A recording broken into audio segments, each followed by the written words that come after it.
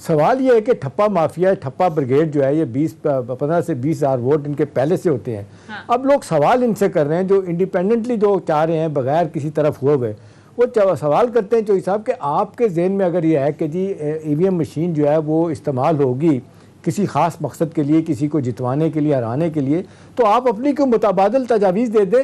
ان کی طرف سے کوئی تجویز نہیں آئی. ایک ہی جملہ ہے کہ جی آپ یہ کام چھوڑ دیں، یہ کام الیکشن کمیشن کرے گا، آپ نہ کریں. بھئی یہ آپ 70 سے لے کے اب تک 10 الیکشن ہوئے ہیں چوہدری صاحب، آپ نے بھی دیکھا، میں نے بھی سارے کور کیے ہیں. ہر الیکشن کو انہوں نے متنازع بنایا. کوئی نہیں جیتنے والا ہارنے والا مانتا ہے کہ جناب الیکشن فیئر ہوا ہے. اب اگر اس کو ٹھیک کرنے کا ایفرٹ ہو رہا ہے تو اس میں بھی روڑے اٹکائے جا رہے ہیں. دوسرا وہ آئی ووٹنگ جو ہے اوورسیز پاکستانیز کی، وہ لوگ کہہ رہے ہیں کہ جی $29 بلین اس دفعہ بھیجے ہیں، آل ٹائم ہائی انہوں نے ریمیٹنسز. یہ 90 لاکھ پاکستانیوں کو کیوں نہ ووٹ کا حق دیا جائے. اب تو دوہری شریعت کے بھی وہ کہہ رہے ہیں کہ کوئی الیکشن لڑنا چاہے تو اس کی بھی اجازت دیں گے. تو میرا سوال آپ سے کہ اس کا بیچ کا راستہ بھی نہیں نکل رہا، اپوزیشن متبادل تجاویز بھی نہیں دے رہی، خواہ ای وی ایم کی، اور پھر دھمکی دی ہے انہوں نے کل کہ جی اگر یہ آپ بلڈوز کرائیں گے پارلیمنٹ سے تو ہم سڑکوں پہ آئیں گے، کلیشز ہوں گے، اور جناب ہم اس کو ایجیٹیٹ کریں گے اور آپ کے لیے مشکلات پیدا کریں گے. جی چوہدری صاحب. احتشام صاحب، اگر کوئی طریقہ ہے ووٹ کے کو عزت دینے کا تو وہ میں تو سمجھتا ہوں ذاتی طور پہ وہ مشین ہے. ٹھیک. اور مشین کی طرف جانا ہی جانا ہے. یہ بھول جائے کوئی کہ 1928 کے بھی الیکشن مشین کے بغیر ہوں گے، 1933 کے بھی الیکشن مشین کے، 2033 کے بھی الیکشن مشین کی طرف اس دنیا نے جانا ہی جانا. اور انڈیا بھی چلا گیا ہے. یہ کہتے ہیں جی اتنے ملکوں نے اس کو رد کر دیا، کسی نے رد نہیں کیا، چینجز اس میں کیے ہیں پروسیس میں. امریکہ میں ہر دوسرے سال جنرل الیکشن ہوتا ہے. ساری نیشنل اسمبلی، ہاؤس آف ریپرزینٹیٹیو 2 سال کے لیے ان کی میعاد ہوتی ہے اور نئے الیکشن. سینیٹر کی 4 سال اور پریزیڈنٹ کی 4 سال پر ہر دوسرے سال جنرل الیکشن ہوتا ہے. مشین سے ہوتا ہے.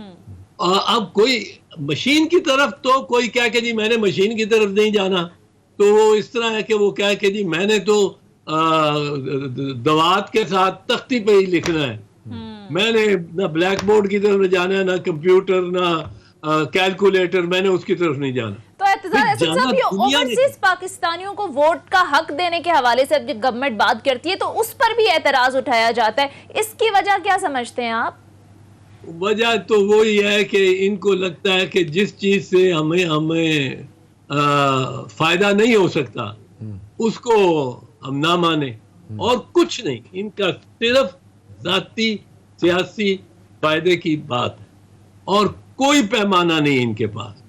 اور یہ اس میں آپ دیکھیں گے یہ مشین کا معاملہ، اب اگر یہ count click click click click click click vote جا رہا ہے اپنے اپنے خانے میں، اور 5 بجے ووٹنگ ختم ہو جاتی ہے، 5:02 پہ احتشام صاحب آپ فارم 45 جاری کر سکتے ہیں. ٹھیک.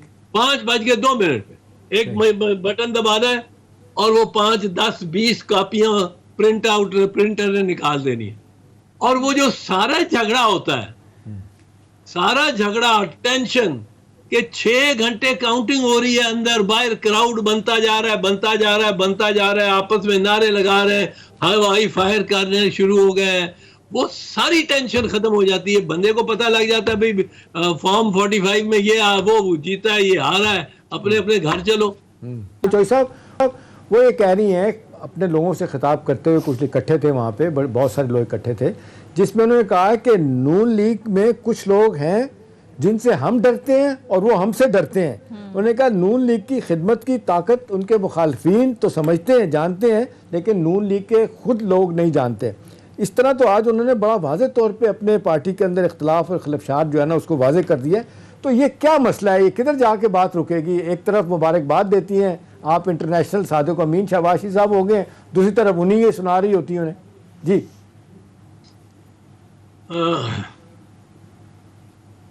یہ ان کا جو امپائر ہے نا وہ ایک باقاعدہ ان کی سلطنت ہے, اور سلطنت پہ جنگ جو ہوتی ہے تو کوئی بخشا نہیں جاتا. آپ شاہ جہان کے بیٹوں کو ہی دیکھ لیں, پھر کوئی رحم نہیں ہوتا.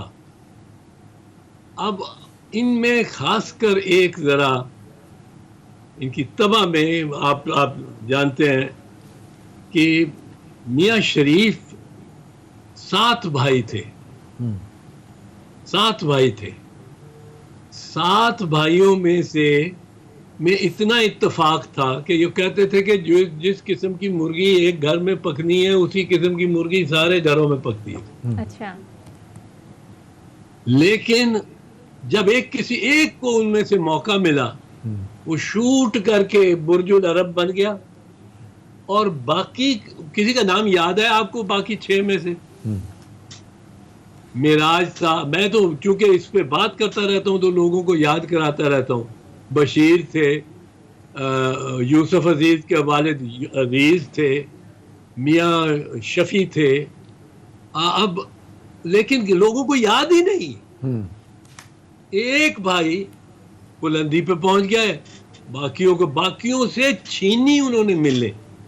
آپ کو یاد ہوگا جب پہلی مرتبہ نواز شریف وزیر اعظم بنے تو یہ ملیں ان سے چھینی گئی, پولیس کو تھانوں میں پھینک کے. تو یہ اتفاق ان میں اتفاق رائے کبھی نہیں ہو سکتا. یہ مریم کا اور حمزہ کا بڑا مشکل ہے, یہ نہیں ہو سکتا. اور یہ کہتے یہ رہیں گے, لوگ ان کو سمجھاتے رہیں گے کہ ساتھ چلیں. پر میاں صاحب لندن جب گئے, یا میاں صاحب سرور پیلس جب گئے, آپ تشریف لے گئے سرور پیلس 10 دسمبر 2000. 10 دسمبر 2000 کو آپ کے کتنے ساتھی, آپ اپنے خاندان سارے کو لے گئے, کنیزائیں 3 لے گئے, ڈرائیور 2 لے گئے, کک 2 لے گئے, غوث علی شاہ کو جیل میں چھوڑ گئے, شاہد خاقان عباسی کو جیل میں چھوڑ گئے, خواجہ آصف کو جیل میں چھوڑ گئے, نثار علی کو جیل میں چھوڑ گئے, مشاہد حسین کو جیل میں چھوڑ گئے, جاوید ہاشمی کو جیل میں چھوڑ گئے. آپ نے کسی اور کو اس ڈیل میں ڈالا نہیں. اب آپ لندن گئے تو خواجہ آصف جیل میں تھا, یہ تو بعد میں نکل آیا. چلو شاہد خاقان عباسی جیل میں تھا, یہ بیل ویل کرا کے, اور اب وہ پنجاب ہائی کورٹ کی جورسڈکشن میں ان کی نواز اشاعت کے بعد کے میں تھے, تو ان کو ریلیف مل گئی. ورنہ میاں صاحب نہیں سوچتے اس طرح, وہ لندن میں بیٹھے ہوئے ہیں. یعنی اب جو صورتحال سامنے آ رہی ہے, یہ اختلافات بڑے واضح ہیں, اور یہ ظاہر ہے پارٹی کو بھی آپ کہہ رہے ہیں کہ ڈیمیج کریں گے آگے جا کر. اچھا اعتزاز احسن صاحب, اب ذرا آگے بڑھتے ہیں.